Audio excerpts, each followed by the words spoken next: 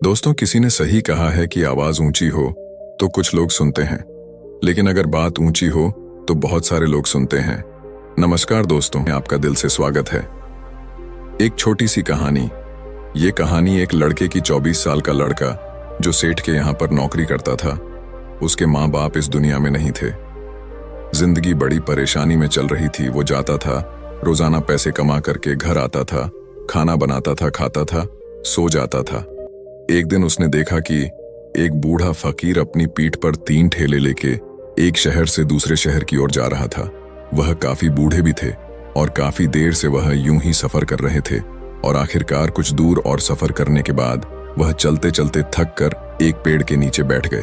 तभी उनकी नजर एक नौजवान युवक पर पड़ी जो उसी रास्ते से जा रहा था और वह भी उसी दिशा में जा रहा था जिस दिशा में उन बूढ़े फकीर को जाना था। तभी वह लड़का उन बूढ़े फकीर के पास से होकर गुजरा। इस पर वह फकीर उस लड़के से कहते हैं, सुनो बेटा, क्या तुम मेरी थोड़ी सी मदद कर सकते हो? ये ठेला बहुत भारी है और मैं बूढ़ा हो चुका हूं। मैं ज्यादा समय तक इनका बोझ नहीं उठा सकता और मैं बहुत थक भी चुका हूं। तो क्यों ना तुम मेरे एक ठेले को ले लो और मुझे उस दूसरे गांव तक पहुंचा दो। इसके बदले में मैं तुम्हें 3 स्वर्ण मुद्राएं दूंगा। वह लड़का उन फकीर की सारी बातें सुनता है और उन फकीर से कहता है, कोई बात नहीं बाबा, मैं आपकी मदद करने के लिए तैयार हूं। कहिए आपको कहां जाना है? ऐसा कहकर उस लड़के ने उन फकीर का एक ठेला उठा लिया और अपने कंधे पर ले लिया।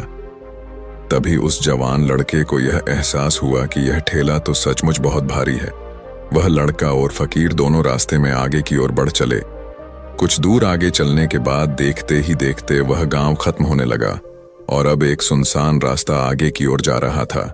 वे दोनों अपने मार्ग में मस्त होकर आगे की ओर बढ़ रहे थे। जब भीड़ से पूरी तरह से अलग हो गए तो वह लड़का उन फकीर से कहता है, बाबा, इस ठेले में आखिर ऐसा क्या रखा है जो ये ठेला इतनी वजन है? इस पर वह फकीर आदमी उस लड़के को जवाब देते हुए कहते हैं, कुछ नहीं बेटा, बस इसमें तांबे के कुछ सिक्के भरे हुए हैं, इसी कारण ये ठेले में बहुत वजन है। उन फकीर की यह बात सुनकर वह लड़का मन ही मन सोचने लगा, लगता है ये बाबा जरूर कोई व्यापारी है, तभी तो इतने सारे तांबे के सिक्के लेकर चल रहे हैं। और फिर तभी उसके मन में एक ख्याल आया कि मुझे क्या करना है। मुझे तो खाली यह ठेला दूसरे गांव तक पहुंचा है, बस इतना ही। जैसे ही उसके मन में यह ख्याल आया, उसने तांबे के सिक्कों का वह ख्याल मन से निकाल दिया और अपनी धुन में मस्त होकर वह आगे की ओर चलने लगा। चलते चलते कुछ और समय बीता और वे दोनों एक नदी के किनारे जा पहुंचे। वह लड़का हट्टा कट्टा था और काफी चुस्त और तंदुरुस्त भी था, इसलिए वह बिना सोचे समझे उस नदी में उतर जाता है। किंतु वह फकीर अब भी किनारे पर ही खड़े थे। इस पर वह लड़का उन फकीर से कहता है, क्या हुआ बाबा, चलिए आइए, हमें यह नदी पार करनी होगी, तभी तो हम उस गांव तक पहुंच पाएंगे। इस पर वह फकीर उस लड़के से कहते हैं, मैं जानता हूं बेटा कि हमें यह नदी पार करनी ही होगी, लेकिन जैसा कि तुम जानते हो मैं अब बूढ़ा हो चुका हूं और 2-2 ठेले लेकर मैं यह नदी पार नहीं कर सकता। कहीं मेरा पांव फिसल गया तो क्या होगा? क्या तुम मेरी एक और गठरी ले सकते हो? मैं तुम्हें इसके बदले भी 3 स्वर्ण मुद्राएं दूंगा। इस पर वह लड़का मुस्कुराते हुए उन फकीर से कहता है, बाबा, आप मुझे शर्मिंदा कर रहे हैं। यदि आप मुझे स्वर्ण मुद्राएं ना भी दें तो भी मैं आपका कार्य अवश्य करूंगा। मैं आपको उस दूसरे गांव तक जरूर पहुंचाऊंगा। इस पर वो फकीर मुस्कुराते हुए उस लड़के से कहते हैं, बेटा, तुम तो बड़े ही भले इंसान लगते हो। इतना कहकर उन्होंने वह दूसरी गठरी भी उस लड़के को थमा दी। उस लड़के ने जब वह दूसरी गठरी अपने कंधे पर रखी तो वह गठरी भी उसे बहुत ज्यादा भारी लगी, लेकिन उसने वहां पर कुछ नहीं कहा। जैसे तैसे उन दोनों ने नदी पार की। नदी पार करने के बाद बातों बातों में ही उस लड़के ने उन फकीर से कहा, बाबा, आखिर इस दूसरी गठरी में क्या है? ये गठरी भी बहुत वजन है। इस पर वह फकीर उस लड़के को जवाब देते हुए कहते हैं, बेटा, इसमें चांदी के सिक्के हैं, इसी कारण यह गठरी भी बहुत वजन है। उन फकीर की यह सारी बातें सुनकर अब उस लड़के का दिमाग तेजी से काम करने लगा था। वह यह सोच रहा था कि एक ठेले में तांबे के सिक्के हैं और दूसरी में चांदी के। ऐसा प्रतीत होता है मानो यह फकीर बाबा कहीं दूर से आ रहे हैं। और उन्होंने अपनी सारी जमीन जायदाद बेचकर ये सारे सिक्के इकट्ठे किए हैं, तभी तो वह इतना धन लेकर चल रहे हैं। लेकिन वह लड़का उन फकीर से कुछ नहीं कहता और वे दोनों चुपचाप मार्ग में आगे की ओर बढ़ते चले जाते हैं। कुछ दूर आगे बढ़ने के बाद एक बार फिर एक सुनसान राह आती है। उस सुनसान रास्ते को देखते ही उस लड़के के मन में तरह तरह के विचार उत्पन्न होने लगे। वह यह सोचने लगा, अरे यह तो सुनसान जगह है, अगर मैं यह सिक्के लेकर यहां से भाग जाऊं तो यह फकीर मुझे कब तक दौड़ाएंगे। मुझे नहीं लगता कि मुझे कभी पकड़ पाएंगे और यहां पर कोई है भी नहीं जो इनकी मदद कर पाए। और वैसे भी ये बहुत सारे सिक्के हैं, मैं इनसे एक अच्छी दुकान खरीद सकता हूं, अपना नया व्यापार शुरू कर सकता हूं। और वैसे भी ये बूढ़ा फकीर अब इन पैसों का क्या करेगा, इससे अच्छा तो मैं ही इन्हें रख लेता हूं। वह लड़का यह सब बारे में सोच ही रहा था, तभी अचानक उसे खुद पर आश्चर्य हुआ। अरे मैं यह क्या सोच रहा हूं, यह फकीर बाबा न जाने कहां से आ रहे हैं और क्या खूच करके इन्होंने इतने सारे पैसे इकट्ठा किए होंगे। मुझे इनका फायदा नहीं उठाना चाहिए। नहीं नहीं, मुझे ऐसा नहीं करना चाहिए। उसने कुछ देर के लिए तो अपने मन के विचारों को काबू कर लिया, लेकिन कुछ देर बाद उसके मन के विचार उस पर देखते ही देखते हावी होने लगे। वह लड़का 2 ठेले लेकर उन फकीर के पीछे पीछे चल रहा था और कुछ दूर आगे चलने के बाद एक पहाड़ी आई। इस पर वह फकीर बाबा उस लड़के से कहते हैं, बेटा यह पहाड़ी मैं नहीं चढ़ पाऊंगा, मैं काफी बूढ़ा हो चुका हूं और मेरे घुटनों में भी दर्द रहता है। यदि तुम मेरी तीसरी गठरी भी ले लो तो मैं तुम्हें 3 और स्वर्ण मुद्राएं दूंगा, लेकिन याद रखना इसे कहीं गिराना मत, कहीं ये गठरियां खुल ना जाए।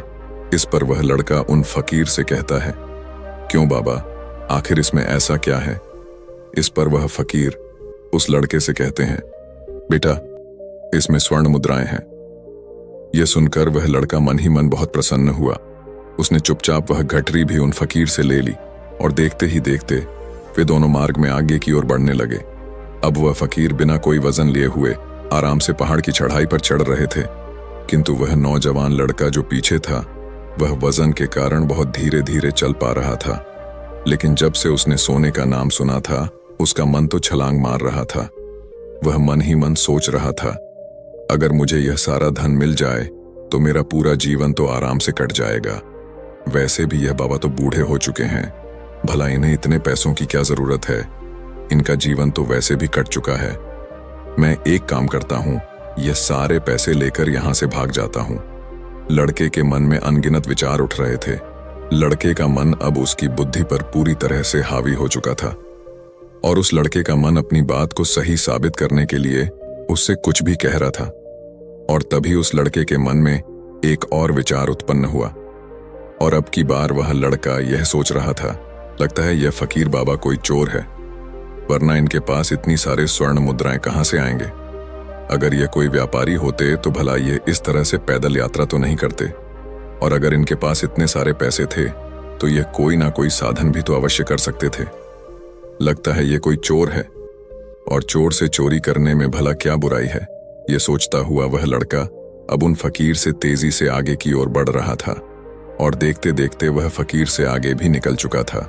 और वह यह सोच रहा था कि जैसे ही इस पहाड़ की ढलान आएगी मैं 3 गठरियां लेकर भाग जाऊंगा। इससे ये सारे पैसे मेरे हो जाएंगे और मेरी गरीबी भी हमेशा हमेशा के लिए दूर हो जाएगी।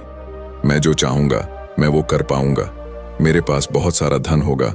और देखते देखते वह दोनों पहाड़ की चोटी पर पहुंच गए और अब ढलान का रास्ता शुरू होने वाला था। तभी वह लड़का उन फकीर से नजरें बचाकर वह 3 गठरियां लेकर भागता हुआ आगे बढ़ गया। अब उसे अपना शरीर बहुत हल्का महसूस हो रहा था, मानो उसे उन 3 ठेलों का वजन तक न मालूम पड़ रहा हो। काफी दूर दौड़ते दौड़ते किसी तरह से वह अपने आप को बचते बचाते अपने घर पहुंचा। उसकी खुशी का कोई ठिकाना नहीं था।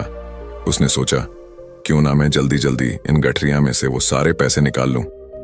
यह सोचकर जब उसने गठरियां खोली तो पहली गठरी में उसे लोहे से जंग भरे हुए सिक्के मिले। यह देखकर उसे यकीन नहीं हुआ। इस पर उसने फटाफट दूसरी गठरी भी खोल डाली, उसमें भी उसे लोहे के जंग लगे हुए सिक्के ही निकले। यह सब देखकर वह लड़का बड़ा हैरान था। आखिर यह सब क्या हो रहा है? उन फकीर ने तो मुझसे और ही कुछ कहा था। अब उसने वह सोने वाली गठरी खोली और उसमें भी लोहे के जंग लगे हुए सिक्के ही निकले। यह देखकर वो लड़का बड़ा क्रोधित हुआ। उसने सोचा, उन फकीर ने मुझसे झूठ क्यों कहा? उन्होंने मुझसे ऐसा क्यों कहा कि एक में तांबे के सिक्के हैं, एक में चांदी के और तीसरे में स्वर्ण मुद्राएं हैं। वह यह सब सोच ही रहा था कि तभी उसकी नजर उस थैले में पड़े एक पत्र पर पड़ी। उसने वह पत्र उठाया और उस पत्र में लिखा था, यह पूरा नाटक ईमानदार व्यक्ति की खोज करने के लिए रचा गया है और मैं इस राज्य का राजा हूं। मेरी कोई संतान नहीं और इसीलिए मैंने यह षड्यंत्र रचा है ताकि मैं अपने राज्य में किसी एक ऐसे ईमानदार व्यक्ति की खोज कर सकूं जो मेरे बाद इस राज्य का राजा बन सके और इस राज्य भार को संभाल सके।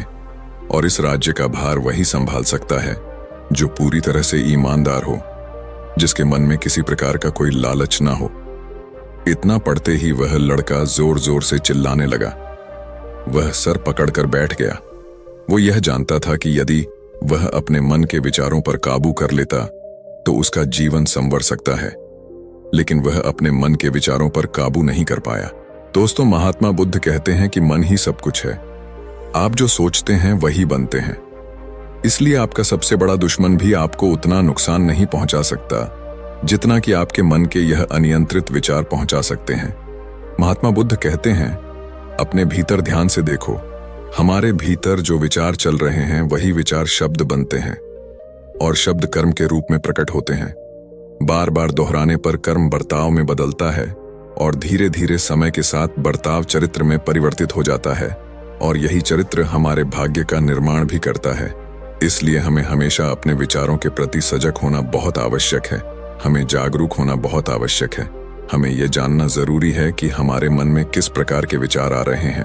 आगे महात्मा बुद्ध कहते हैं कि कमजोरी हमेशा छोटे विचार से शुरू होती है। यह एक बीज के रूप में होती है और यदि इस बीज को नष्ट न किया जाए तो यह छोटा सा विचार बहुत जल्द ही एक विशाल वृक्ष का रूप ले लेता है और हमारी बुद्धि की सोचने और समझने की क्षमता को पूरी तरह से नष्ट कर देता है। जिस प्रकार आपने इस कहानी में देखा किस प्रकार उस जवान लड़के का मन उस पर हावी हो चुका था और उसकी सही और गलत सोचने की क्षमता पूरी तरह से नष्ट हो चुकी थी, जिस कारण वह यह समझ नहीं पाया कि उसे क्या करना चाहिए और उसके लालच ने उसके भीतर इतनी ऊर्जा भर दी कि वह तीनों ठेले उठाकर इतनी तेजी से वहां से भागता आगे भी बढ़ गया। इसीलिए जब आपके मन में पहली बार कोई गलत विचार उत्पन्न हो तभी उसे जड़ से उखाड़ देना चाहिए, अन्यथा वह विशाल वृक्ष का रूप लेगा और आपको किसी न किसी गलत राह पर वह ढकेल ही देगा। आप चाहकर भी उसे रोक नहीं पाएंगे। लेकिन अब आपके मन में यह प्रश्न उठ रहा होगा कि हम भला अपने मन के विचारों को कैसे नियंत्रित करें। हमारा मन तो इतना चंचल है, वह इतना शक्तिशाली है कि वह हम पर हावी हो ही जाता है। हम चाहकर भी उस पर नियंत्रण नहीं कर पाते। इसका जवाब में महात्मा बुद्ध हमें दो बातें समझाते हैं। पहली बात, सही इरादा विकसित करो।